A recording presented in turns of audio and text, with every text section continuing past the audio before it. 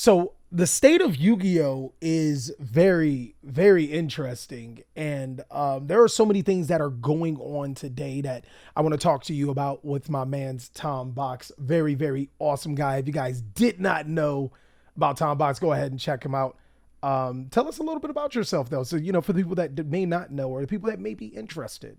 Okay, well, hey guys, this is TomBox. I guess that's my usual intro, and TomBox, I love that. I don't know where that came from. I think it actually came from the Twitch community, to be honest. But yeah, I'm the guy that one of the guys that run MSC TV. There's also my partner Nishi, who couldn't join us here today, but he deals with more of market watch stuff. I guess most of you guys know me as like a ruling guy, a judge guy. I judge like I think most of my in-person events are usually in Canada because I am in Canada. Niagara 2000, I think 17, 18, or maybe I don't know 18 and 19, somewhere around there. Yeah, somewhere around there. And aside from that, I play a lot of Yu-Gi-Oh. I teach people deck profiles. I go through the works. My deck profiles are just super long because Very in a depth. lot of stuff. But anyways, I just talk about stuff, mainly ruling stuff, especially you guys get any sort of confusion on how things resolve, or maybe there's a misplay that's happening that's spreading like wildfire. That's what I talk about. Yeah. I like doing commentary too. Tom does an amazing job on rulings. I actually go to his channel all the time to learn about rulings. You taught me a couple of rulings that I didn't even know. There was one that was being ruled wrong with Shadow Windows Tri-Brigade Revolt. Oh yeah, that one's confusing yeah. though. Yeah, that one was really confusing, and I thought I had it right. You were like, "Nah, this is how it goes." I'm like, "That makes so much more sense." So, if you ever catch yourself needing a ruling, then Tom is 100% the place to go. But there's a couple of things that we want to talk about. One thing is both of us are descendants of Galactic God. That I thought that was pretty cool to throw out there. Yeah. Too. Oh yeah. No, most people don't know about Galactic God, but now you have it. But I apologize if I'm saying this wrong. I'm American. YCS Utrecht. Did I say it right? I think it's I tried, but I don't know. I'm Canadian. We're trying. Was canceled just days followed, or was canceled a few days ago, followed by YCS Pasadena. And this unfortunately sent shockwaves through the Yu-Gi-Oh community. We were all expecting to finally get back into in-person events in Yu-Gi-Oh for 2022. Didn't have it in 2021. I think we had maybe one or two events in 2020. So, we were really excited about that. And the earliest it looks is to be February in 2022 for YCS Las Vegas. What do you think the odds of that actually happening? Like, will we actually even get a YCS Las Vegas? I think right now your best bet is to check COVID charts. That's like my best bet. Like honestly, it's not too surprising that Pasadena got canceled. I guess here's a tip for everyone. You guys can definitely just check the pattern of what happened last year around December to January, and you can see after I looked at it, I'm like, duh, like of course it was going to be a huge spike, especially this time around because holidays, people gather, and with the new variant, Omnimon, no, Omicron. Sorry, the virus is digivolving.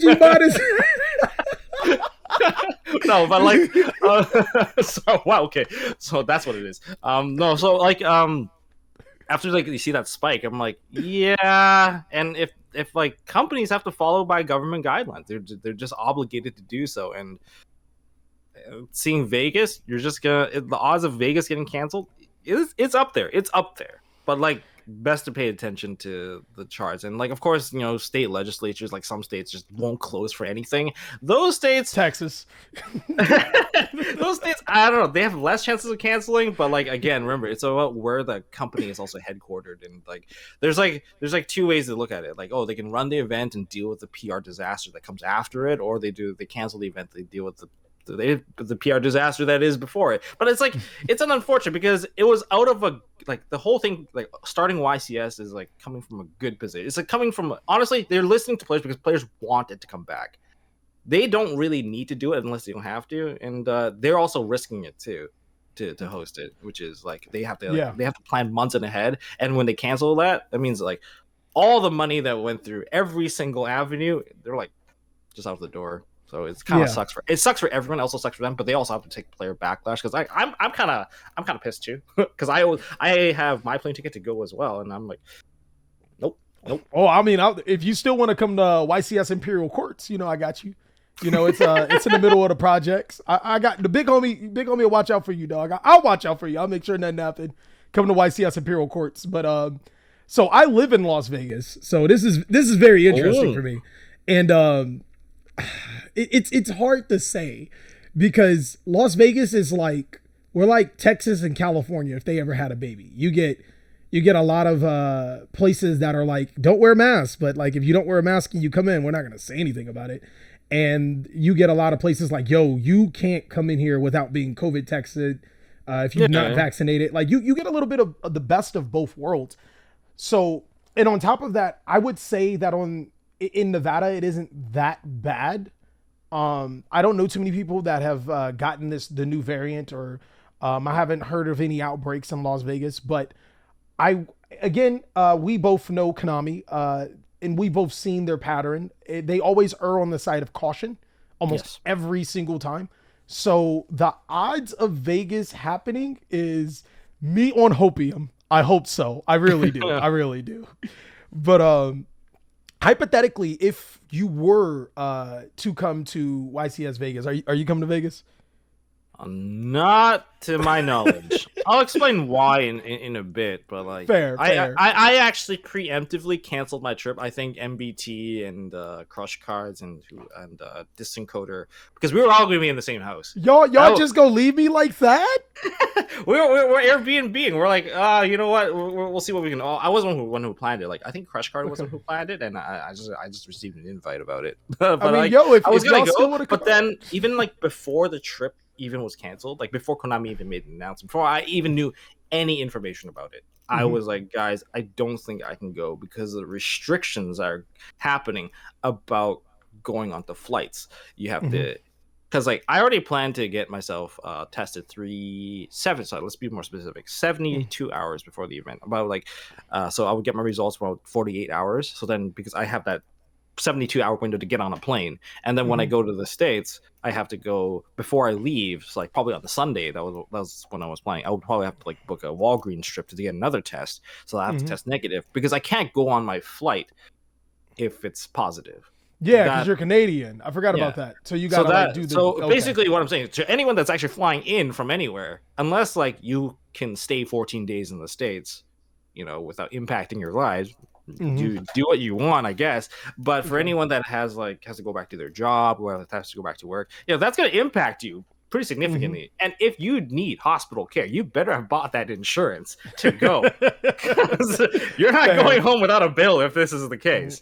Fair. So let's say hypothetically, you already have your trip planned. Let's put you back to Pasadena. What would you do to ensure that your trip would be fun, but be able to adjust if it happened? Basically, I'm asking, what are you going to do in Pasadena for this Pasadena situation? So if I were to continue to go to Pasadena, let's go before that. If I were to let's go before. Let's go with booking first. For booking, you know how when you're booking for an airline ticket, you have that option to pay the extra, I don't know, $45 to $60 to allow cancellation. Yeah. Pay that thing. I mean, obviously, nowadays, of course, pay that thing, especially because you don't know how COVID's going to go. But it guarantees that it's like getting a large fraction of your refund back. Like if you paid like, I don't know, like $200 or $300 for your plane ticket or whatever it is, getting back $200 something and canceling the rest of the trip, that is probably your best bet. I think for hotels and stuff, Airbnb, I think you're only going to get a partial refund if you try to do it right now, because like you're a week ahead, so they still have time to actually plan for the cancellation. I believe it's like 48 hours or like 24 hours you cancel, you get nothing back, something along those lines. But if you cancel like a way ahead of time, I think you do get a big portion of your money back, and that's like do all your stuff ahead of time. But like for your plane ticket, what you're stuck doing is you better pay that little checkbox where airlines still get the win against you. You get to at least get a little bit of insurance of getting your money back for canceling the ticket. So that's probably the best bet. I that's hindsight 2020. I didn't do it. So. My wife was gonna go too. Oh, so we're both going to YCS Imperial. Okay, I'll see you there. Just come through. My situation's a little bit different. I'm like dumb fortunate that the first trip was in Pasadena.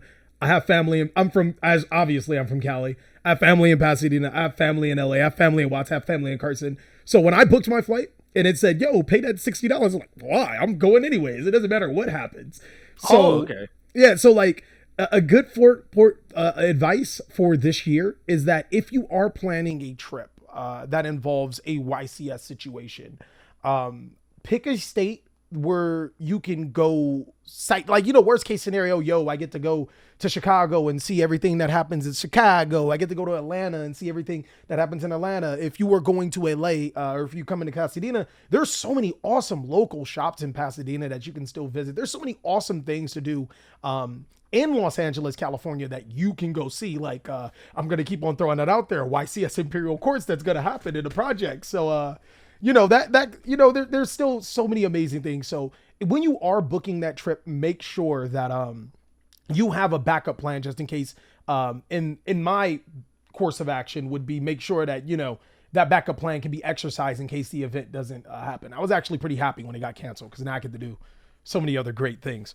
Yeah, But to me, it was also a bit of a relief as well because I don't have to worry about whether or not I'm going to be stuck in the States. Because if I get stuck in the States, I'm likely going to have to burn my medical leave along the way because if I do test positive, I have to tell my company that I'm working for, like, oh, I'm stuck for 14 days, and that's like gonna burn all of my sick days in one fell swoop. Yeah, that would suck. That would suck. And then I basically I can't go anywhere because if I tested positive, I'm not gonna go anywhere. I'm not gonna be responsible. I'm not gonna infect the whole city because then it means I'm stuck like in quarantine.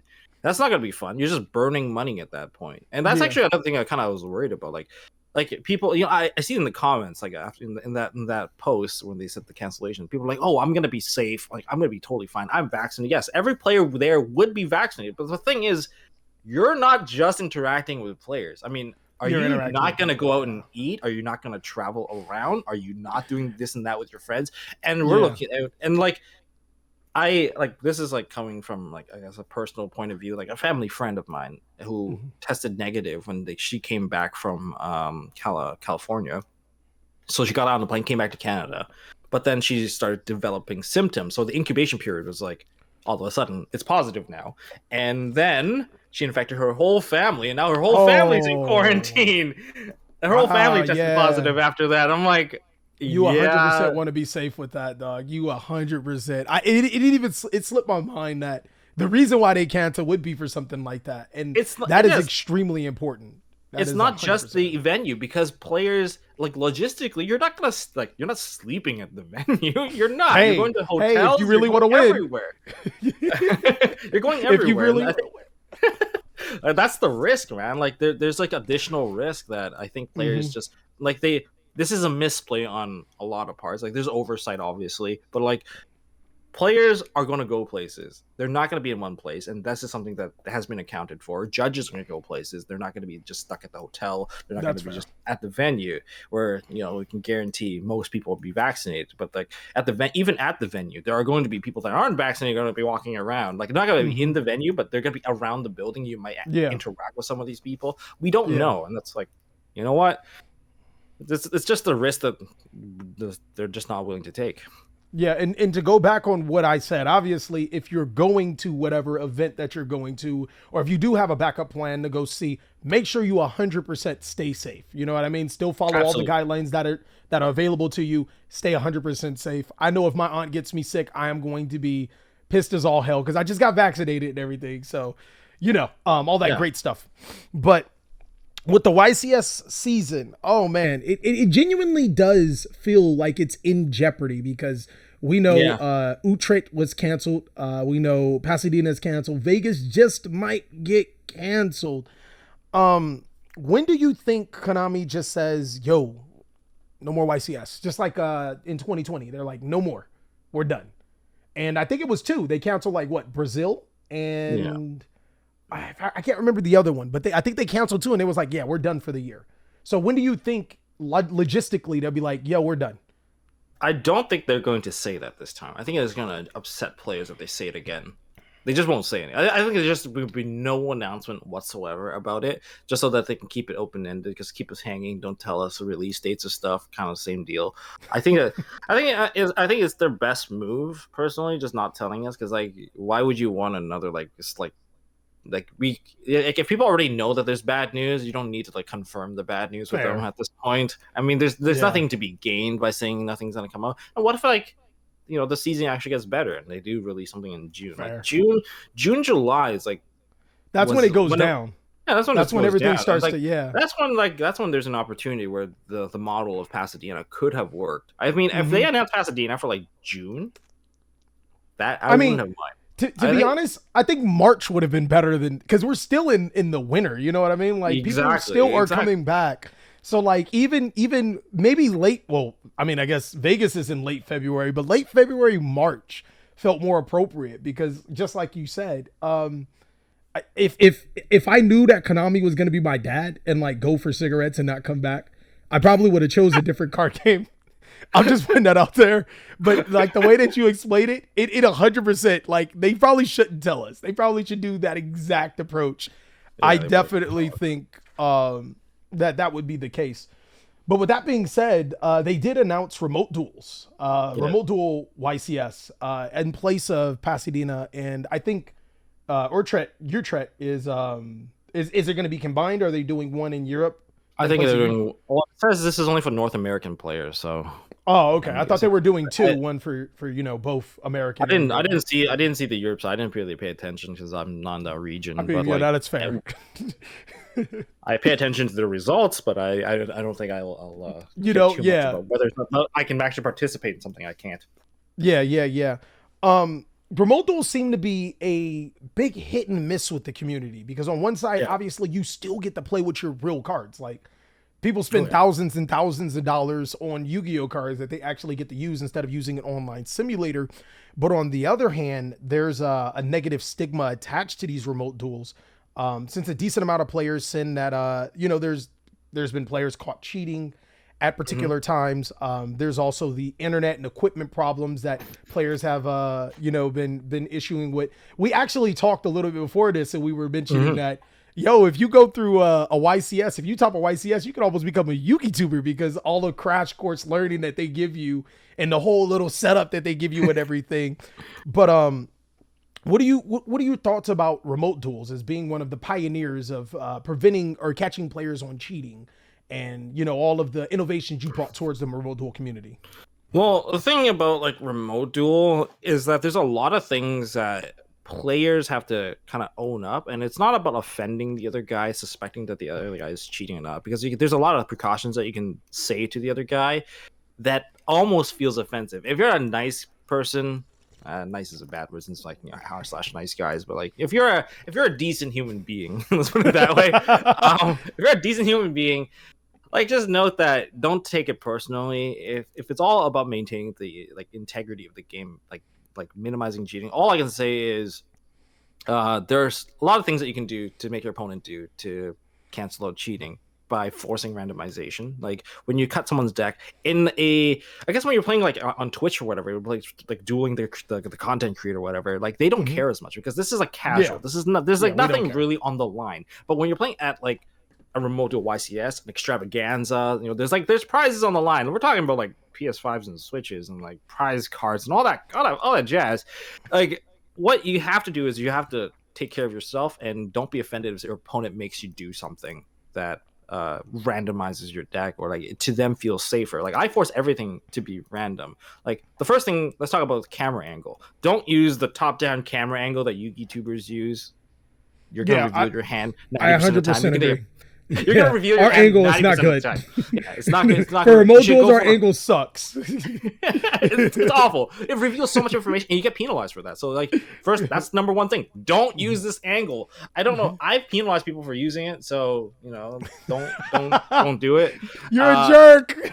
They just try to be like you, dog. They just want to be like you. No, put the camera. Even when I'm participating, I don't use this angle anymore. I tilt the camera angle like pretend at a the 45 degree. eye level of your opponent. Basically, you just get it at the tilt down so that if your hand is actually a little bit fan forward, they can't see anything. The camera can't see anything. That's good. And also, the best part about having that angle is it's wider. People can see around your table as well a little bit better, so that they know that you're not fidgeting, you're not digging cards out of nowhere because everything's off camera. So you You're not doing a remove bandit the keys. sus level. Your sus level goes down when you have a better angle. That's number one. Number two, randomization, man. It's about cheating.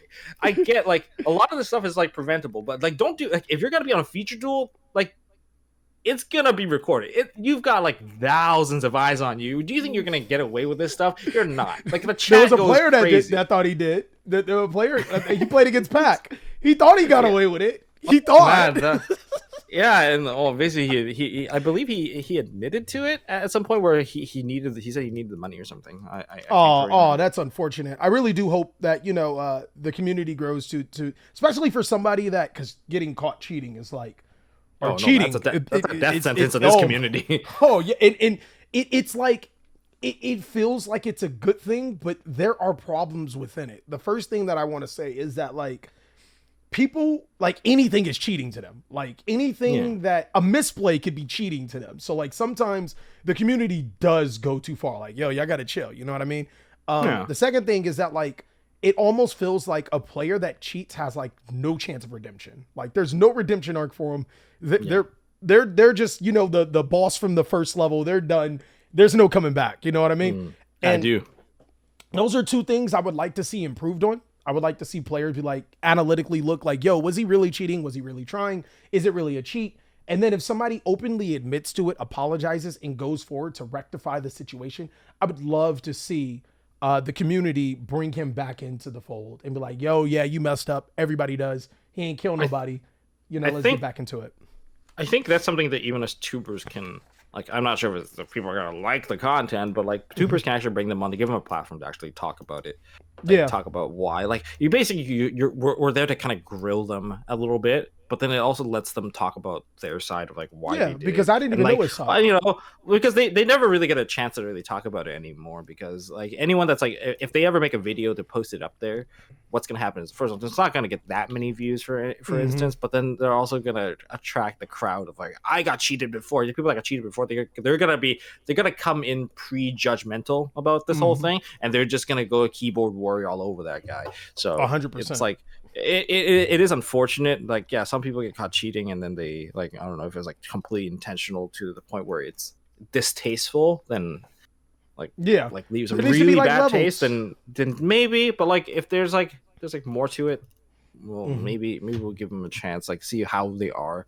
Like 2 years down the line, a year down the line, like after the suspension is done, like maybe they can have a little bit of a talk. I mean, it's not that we're encouraging people to go cheat, like of course not. Like like I mean we obviously say you go get punished. Like hit on like getting suspended because they got caught cheating, because this is something that should not be tolerated for one thing. But if they did do it, how do we like how do we not be in like I don't know an asshole community where we shun someone out completely? Because you got to remember at the end of the day, like these people are still human. Human are prone to errors. You know what I mean? Like we're not gonna get everything right. And from what I'm hearing, this guy needed the money. So like when you come under that type of pressure, things can happen and people can make mistakes. But more importantly, like we said, he admitted to it. He's been punished. Like so, I mean, and we gotta when we lose a player in the community, we lose a player in the community. Like overall, you don't want that to happen. You want that person to redeem themselves, come back into the community, and be a better person. But one thing I know that players cannot cheat on 100% is the new Master Duel that is coming out on February 30th, like Farfa said. So that's something I'm pretty excited about. But for now, I guess with the recent remote duel YCS, what I can give you guys here's all the tips I'm going to throw at you guys right away. Oh yeah, so that if you are participating in the YCS, like in the remote duel YCS, first of all, shuffling.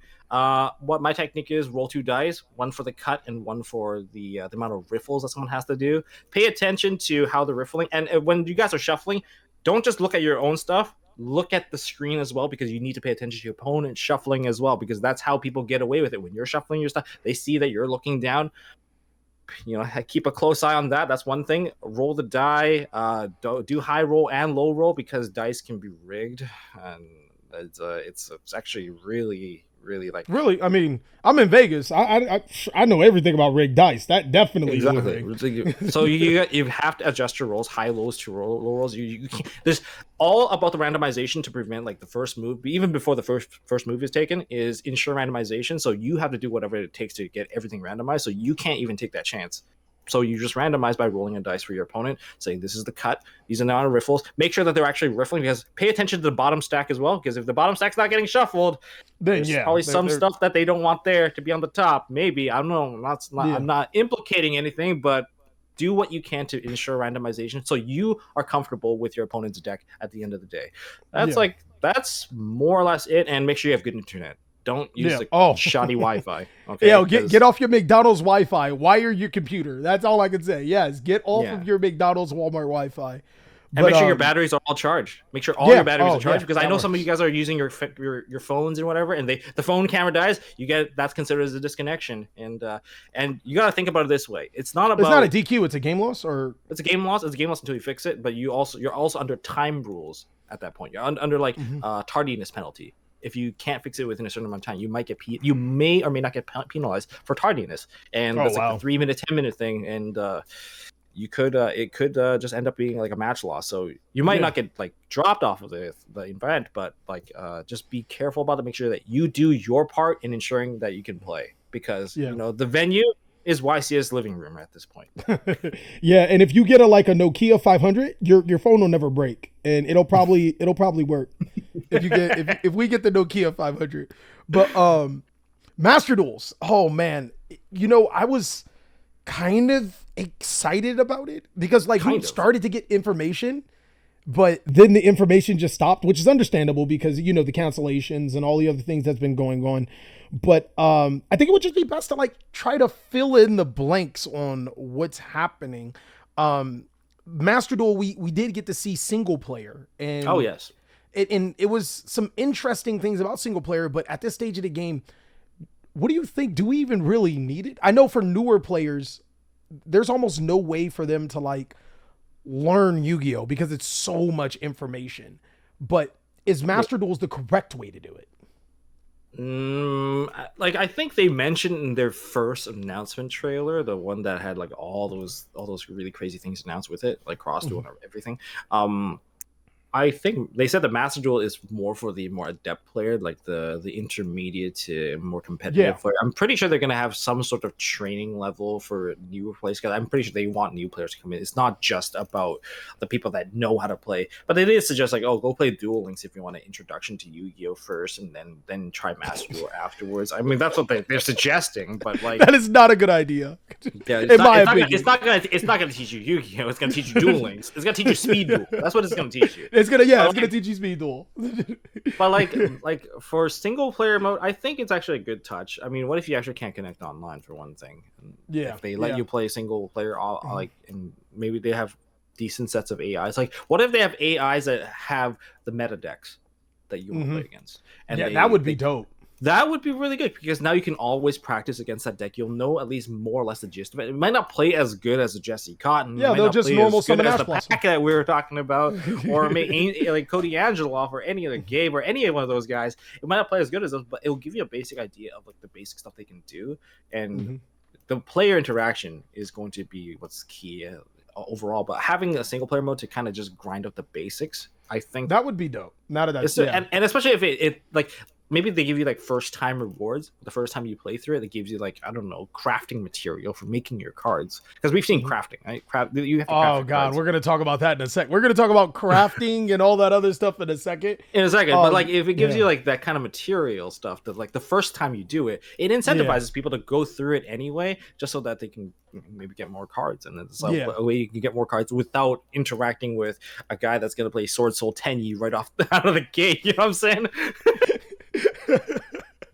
Imagine playing a Cody Angeloff right off the gate, just sitting down. God. You got your battling boxer deck. You got your Celtic Guardian deck or whatever. You got your favorite cards put together. You sit down and he's like, "Yo, Sword Soul, let me do this." That's Oh, I feel sorry for those You players. just got Protoss locked. And he randomly calls the correct attribute. Oh no, it's no bueno. But one thing that I actually did like about the solo mode, one thing that I paid attention to is when I talked to Konami a little while ago, they alluded that there was no lore for the TCG. Like, a lore doesn't exist in the TCG. So, with Master Duels having lore, lore now exists in the TCG. So I was like cool. ridiculously excited about that when I saw that, it had a whole little lore thing. I was really hoping that dual terminal lore and all that other stuff. And maybe we start getting the Master Duel, the series, the booklets and stuff like that. Because in America or in outside of Asia, the merchandising is not as frequent as our Asian counterpart. So I'd be extremely excited for that if the lore lines up and if that's what they were planning and all that other crazy stuff. But our next thing was the crafting. Oh man, I am so scared because 3 super rares if you have 3 random super rares, you can get 1 super rare of choice. Is that official? I don't know. That was the demo. That was the demo that we saw because we saw them like craft down their cards into materials. We saw every single like super rare. I think they're doing super rares at the time, and then they took the 3 crafting materials that they got and made a new super rare. So okay. There's always that going to be a con, but I don't know. That could have just been like alpha testing just to show us like, you can craft cards. But I'm pretty sure there's going to be rarity crafting. And that's gonna get pretty pricey. Yeah. So in the long run, I mean, well, luckily, unlike all the other games where cards are gonna get banned for sure. I wonder how they're gonna handle bans. You know how like in Hearthstone they handle bans? You get to like uncraft your card for like full price and craft it into something else. I think that would be dope if they did that. Yeah, like if I spent all this time grinding to get a Imperial Order and the Imperial Order gets banned, it feels really bad in real Yu-Gi-Oh! Like. Except not only in Master Duel, you spent money potentially, you also spent time. So like getting that back to be able to do something else, that's dope. 100% agree. I was wondering if they actually were going to still include a pack system. Like, oh man, I think they will. I think they will. I personally think they will. Is it going to be like Legendary Duel? Is it Legendary Duelist? The Nintendo Switch game. I forget the name of it. Legacy of the Duelist. Legacy of the Duelist. Is please it gonna be like, don't be like please Legacy. Don't do it like do it like Duel Links. I'll be happy. If you do it like Duel Links, at least people know there's an end goal at the end. If you do it like Duel Links, I think that is probably better. Or they can do a pity system within. if they're gonna do it like Legacy of the Duelist, have a pity system in there where if they don't pull anything new within like 2 to 3 packs, guarantee something new that's gonna happen. 100%. But then because they do have the crafting system, so it kind of makes it so randomization makes sense because that means if you get a bunch of cards that you don't want, then you can downcraft them so that you're still at basically you got an insurance system where they're still guaranteed to get the card that they want, but they still have to kind of either grind through getting currency, grind through all that stuff to get there. If they're lucky, they don't have to, but if they're not lucky, then they can still at least use the crafting thing to get the thing that they want. So in other words, they kind of gave you a little bit of a backup system, which is why, yes, you can still gamble for packs, but you also can get the single. Yeah, kind of, yeah.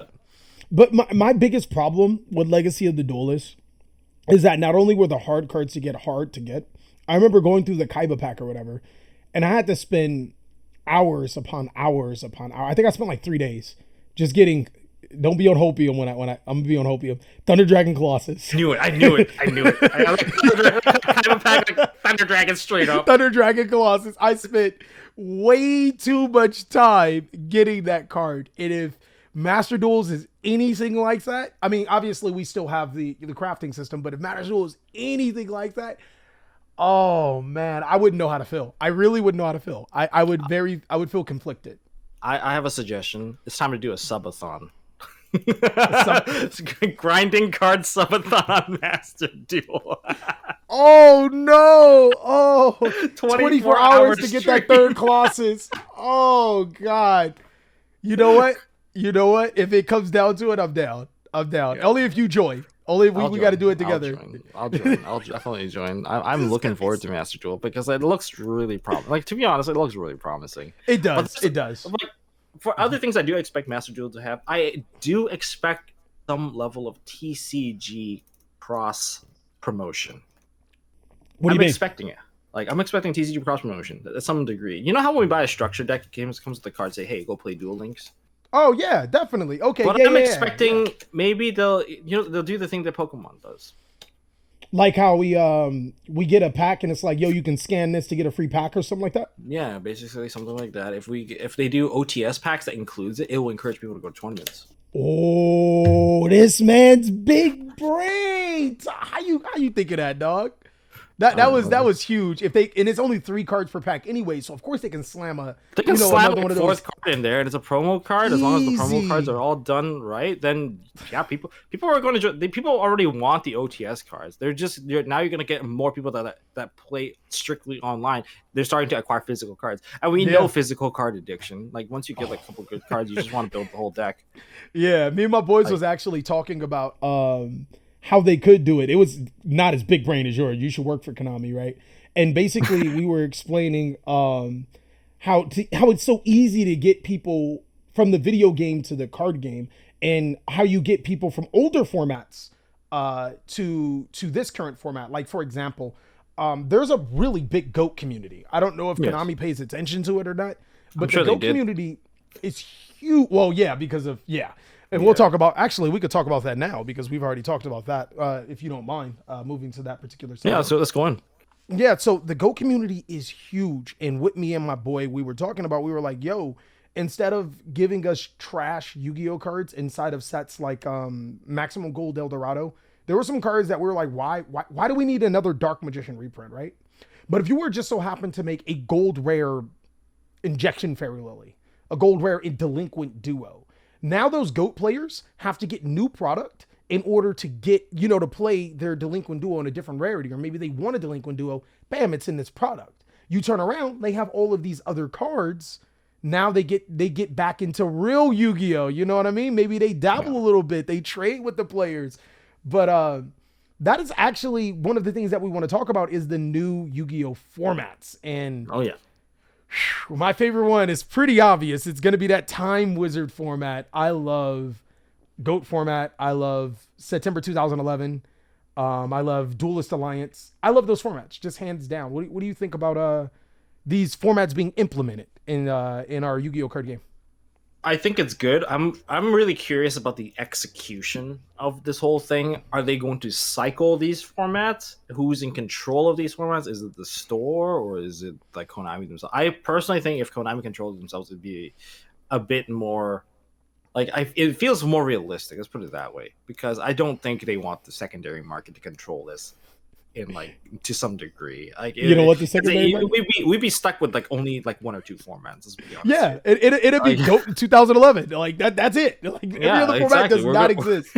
We're gonna be stuck with 2 formats, and I don't think that's what they want. I think if they really want to get they'll be they'll prize support this particular format, or if they do Time Wizard format, they're like, we'll do this. They might go through the works just so that you can experience the vast majority of Yu-Gi-Oh, not just 1 or 2 formats. I know that there's going to be they're probably going to accept popular opinion at some point where GOAT and 2011 they're probably going to be the most solid ones, but there's a couple ones I'm pretty curious about as well. I'm pretty sure I think if they controlled it to some degree, it's okay. I mean, sure, if the store controlled it, we get to enjoy GOATs as much. I don't think there's there's probably a bad way. I don't want to knock it out because I could be completely wrong, but whether or not the stores controlled it or Konami controlled it, at least we have it. And at least if we get official support, get pricing support for it. That's all. That's enough encouragement for people to go in. Can you imagine if they had make their own, how Speed Duel has their own OTS packs? Tournament packs. What if Delinquent Duo, ulti GOAT cards. Ulti Delinquent Duo, dog. You know what I'm saying? MST, you don't speak to the players. You speak to their hearts, dog. You talk to us in a different language. Wow. There's a lot of things that they can do, and like there's a lot of ways to incentivize. Like, oh, can you imagine back in the day of like some of the Edison format stuff, if they got like higher rarity versions of that, like Yeah. because there's a reason why I want them to be higher rarity. First of all, you're playing them for them basically as prizing, and prizing needs to make you feel good. If it doesn't make you feel good, then what's the point? I mean, sure, sometimes you want the copy just to play it, but if you already have the copy, you want the highest version of that copy. So 100%. Like if the format's pretty much already solved within those formats, you know what's excuse me, you know it's good, you know it's not so good, you know it needs help. But just to have your favorite cards in a higher rarity, like the card pool is only so big. Like, why not get it in a different rarity? Like, you know what I mean? Exactly. And that's also a great for the secondary market, because not only do players have access to a lower rarity, they have access to a mid rarity, and then they have the access to the highest rarity for those players like, you know, yours truly, that just spend an ungodly amount of money on Yu-Gi-Oh just because. Exactly. That's what I mean. So there's opportunity for like prizing support to incentivize players. Yeah. Oh man, other formats. There's Deck Masters. Oh my. Yeah, you were just talking about Deck Masters earlier. I heard you love that format. I thought you. I played a good amount. Okay, on my 24-hour stream, I decided to play that for a very long time. I think we played it for like. I don't know. He's a psycho. He's a psycho. So we did it. We did it on DB. So the rule for us was like we straight up started the game. We just go into our decks or extra deck, banish the card that's our deck master. We leave it banished, and then we can just normal summon it onto the board. You know, by just putting it back on the board. Well, it's easy. The bad thing is that it's a normal summon. Like it's a normal summon. Oh, I think I have. Okay, what I'm gonna say right now, spoiler alert, is what needs to happen in Deckmaster format. It needs its own ban list. For one thing, it does need its own ban list because they're okay. I actually crafted a list of the top 10 Deckmasters. Among anything below the top 3 is very fun. Anything above the top 3 is just not playable. So it's really a top 3, but the other ones are actually if you ban those 3, it's fair. It doesn't matter. The other decks don't matter because man, top 3 monsters: A to Z Dragon, A to Z Dragon, whatever his name Dragon is, Buster A to Z guy. Yeah, that guy, because he is among the top 3 for the reason that he is more or less just Herald of Ultimateness. Mm-hmm. Except that it can discard any card. Yeah. It's also not once per turn, and it's also a 5k booty, so you just want to put him on the board, you can. And if you lose him, you basically lose the game. So it kind of takes away the risk of like putting a weak monster into your deck master. So he's kind of like you start going second. Like, I don't care if I'm going second. I am going to just play this guy, and then now everything below the top 3 cannot be played at this point. So what could even be better than this guy? Well, to be better than this guy, you can play Armed Dragon Catapult Cannon, because whatever that's banished can't activate. So you put a copy of A to Z. Now they can't use ABC is finally the best deck again. It's finally the best deck. So they can't do it, right? So you just banish the A to Z. Now the A to Z can't activate anymore. Now you have free reign over the entire duel. But you can stop their deck master. All you're doing is canceling out each other's deck masters. So it's just normal Yu-Gi-Oh from there. So yeah, it's one-sided Yu-Gi-Oh because you still have your boss. Oh yeah, duh, duh. My fault. How could I be so dumb? It's so one-sided deck master. Yeah, it's one-sided deck master. So that's what you're doing. Way? But then finally, the best monster actually, to me, it does have its own counter, but it's Majesty's Fiend. Turn off everyone's deck master. Play Unga Bunga Yu-Gi-Oh right from the get-go. Like, you see what I'm saying? Like, the top 3 has a huge problem because like that way Armed Dragon Catapult Cannon can't even activate. So in other words, your Majesty's Fiend will always be there. Yeah. And since nothing can activate, you just gotta play a bunch of like spell-based burn cards, just stall cards, just stall your way through things that, like Pankratops. Zeus is really good because you can summon a 3k Zeus by just swinging when it sees monster. And we're just, since nothing can activate, he's just really big. And anything that you can get that's big for free, like alphas, Pankratops, all this. What about you just crack your opponent's board and summon like vanities? Yeah. Like if your opponent's gonna, like if you put all your resources into cracking your opponent's board and building your own, if you play a deck like that, and then summon vanities at the end, if your opponent was gonna beat your board, then you were gonna lose anyway. So vanity just becomes like, It's try harder, beat my board or lose. Like you can Yeah. literally just either win or lose. It's all in gamble with there. But if they have a ban list and they actually clear out some of these problematic monsters, or define the format a little bit more, maybe actually make deck master cards. I was just thinking that, like speed duel cards. Yeah, make some specific make some specific speed duel S cards for them. Then it makes a lot more sense. So you can't just have everything as a deck master. Yeah. Yeah, that may be a way to handle it, but it's fun. It's really fun when you're not playing these broken monsters. Okay, I was cool. not gonna lie, it's actually kind of nice. Like seeing Zushin being played, that was like he's impossible to kill. And I was basing this specifically off the wording that when your deck master gets destroyed, you lose, because they haven't really revealed all the rules, right? Yeah, so if you destroyed. Kaiju tribute it, you don't lose. You might lose your effect that you have. But that means Kaiju is not an automatic out, because everyone's like, "Oh, just Kaiju their guy, it's gone," and they lose. But what if you Kaiju the guy, they just go back to the deckmaster area, and Dog, they just can't come out. I just want to point out that you just roll shark the living daylights out of Konami. Yeah, I did. If it gets destroyed, but it's not destroyed, it was tribute. You roll so shark. It just gets off. You know how like even in the anime, like Noah's Ark, it got busted. He didn't die. It went in his background. Yeah. I just went back to the background. Nothing happened. Like, yeah, okay. So it's likely you're gonna have something like that, just to reminisce about it. Yeah. Another cool is Common Charity. Well, I don't think it's cool. I think Common Charity is like the worst one of them all. You got to be interested in deck masters. I don't like Common Charity because common only. First that's the first problem. You know what I mean? I don't even think it can be rare. I think it just has to be. Yeah, it has to be common. It has like the Pegasus challenge previously, where you had to play with only one rarity. Like your whole deck has to be ultra, your whole deck has to be seeker, your whole deck has to be like common. So this is kind of like limiting it down to that just one pool. Okay, I like the whole deck has to be ulti. Or the whole deck has to be ghosts.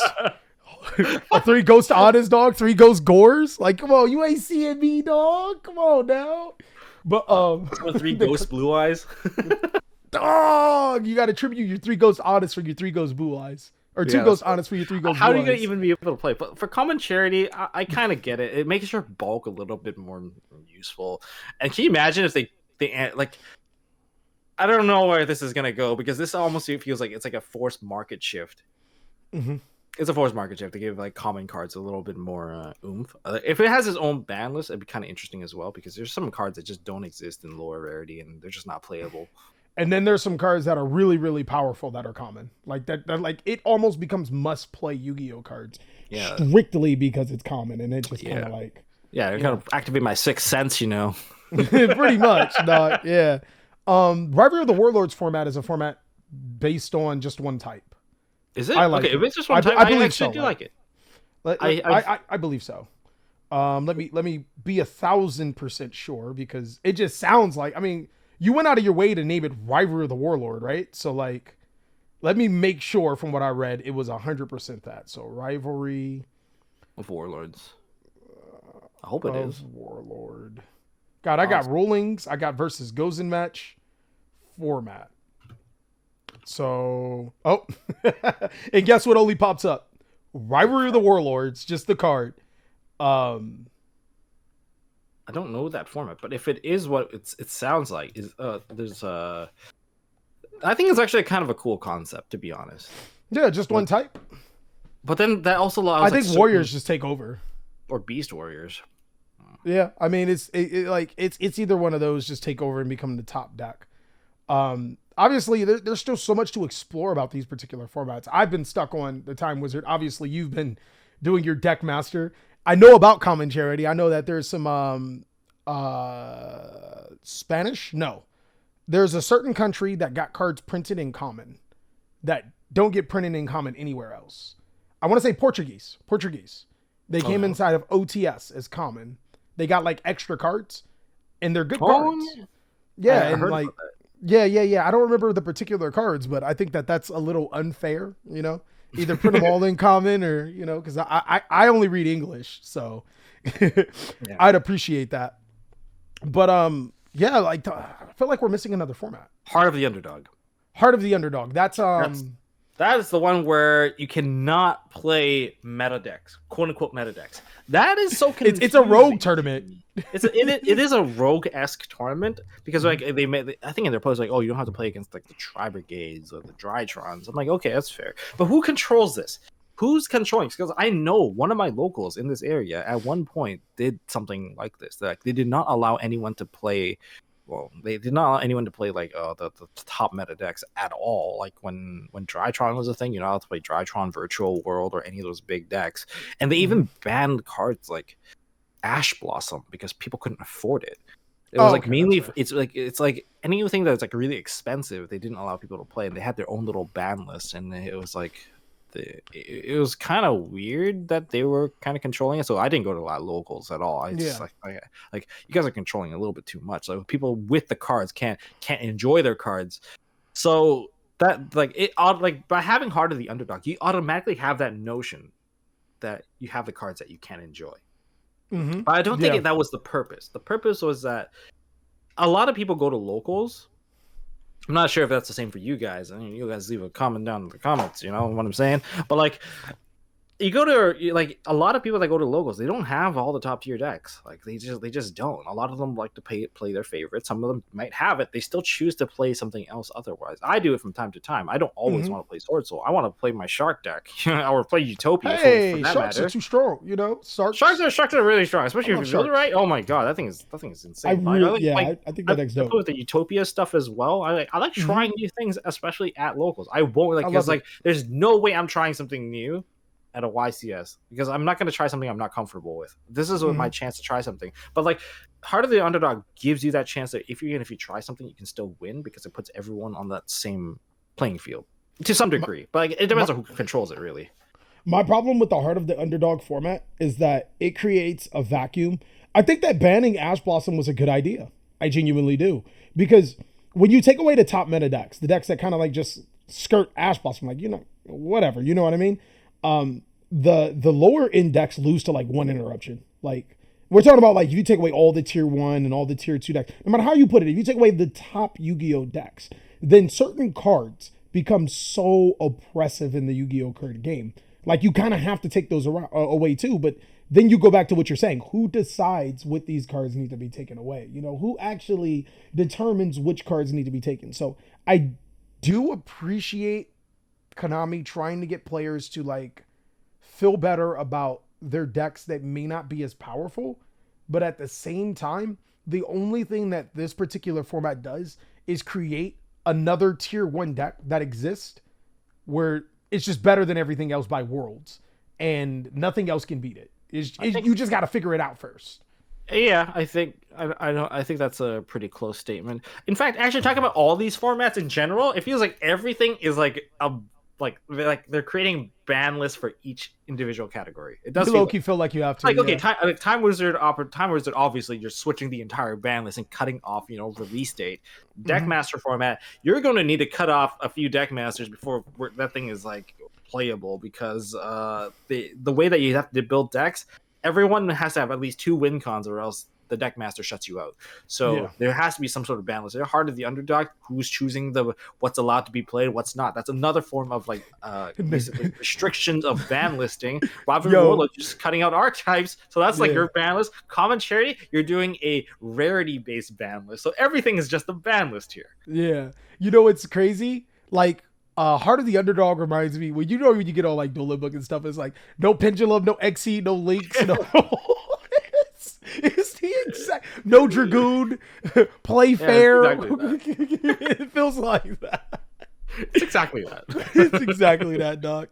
But man, it has been phenomenal, man. It's always amazing to talk to you, dog. And this is the first time I've had you on the channel. I really hope to have you again in the future. Cause man, you my boy, brother, Galactic God is our dad, I guess, at one point in time. And I would love to do just so much more content with you, man. I really do look forward to it.